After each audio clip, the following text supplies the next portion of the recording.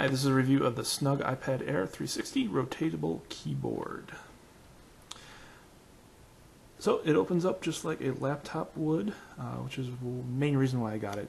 I definitely wanted something that would be a good working tool I can connect into machines with. Also, the plus is kind of this media mode here. I use it to play games or watch movies. I found it is definitely the big plus. I didn't really think I'd be using it for it, and I use it all the time. And the reason why this case was so appealing for me is because it has portrait mode. If it lays down flat, the keyboard disappears in the back, and it you can use it as a regular tablet, whereas other cases were not like this. So back to the main reason why I purchased it is for kind of a working tool. I use it to connect into machines. Here I've connected it into my personal PC, and I'm just kind of demo the keyboard here because that is essentially the main purpose of the case. So here's a little test of the keyboard.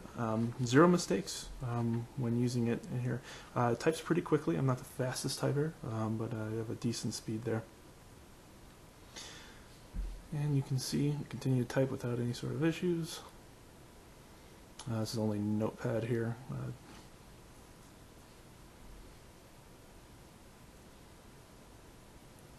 And I'm going to disconnect from my machine back to the iPad functions. I'm going to switch it over around into media mode and kind of show you the feel here. And also one of the issues that I came up with, when it is in media mode, I noticed that the keyboard does not turn off.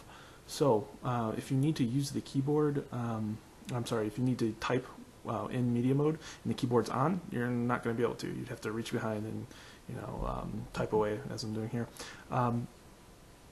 The solution is to turn off the keyboard when it's here if you need to use it, and then you'll be able to type like you normally would without the keyboard.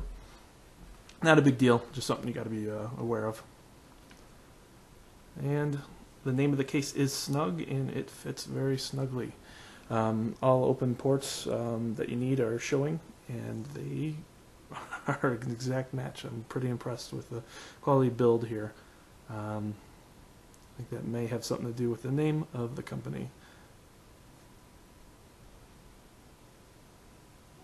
So you will notice it marks up pretty easily with fingerprints. I find most products these days do, so not a huge drawback, just something you gotta be wary of. If you're a clean, neat freak, that might not be for you then. The cons to it is, at least at first I thought, oh man, I'm touching the screen and it's a little flimsy.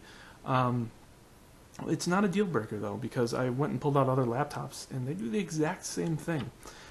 It's not enough or it's going to tip over when you're working with it. It's just something that I thought was originally annoying, but I came to not even notice anymore. So not a bad deal there. Overall, I definitely would recommend this product. It's very good, very well built. Comes in at just over 2 pounds, so be aware of that as well. If you have any questions, please feel free to leave a comment, and I'll try to get back to you. Thank you.